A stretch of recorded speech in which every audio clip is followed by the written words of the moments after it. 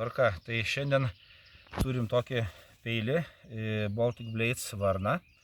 Jau aš jį esu naudojęs ne vieną ir ne du kartus. Skaldžiau ir beržus, ir obelis su juo. Galit pykti visi peilių mylėtojai. Už nugaros jau yra supjaustytas maistas paruoštas. Ir dabar reikės laužą susikurt. Tai šiandien iš to peilio labai neskriausim.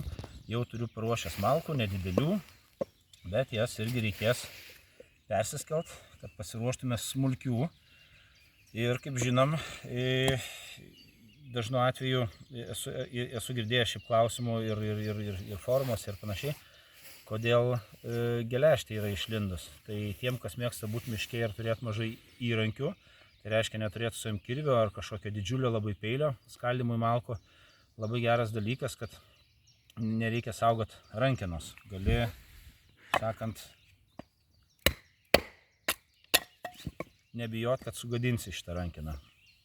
Tai kol kas tada pasismulkinsiu truputėlį malkų ir žiūrėsim, kaip pavyks įskelti ugnį su skiltuvu. Good.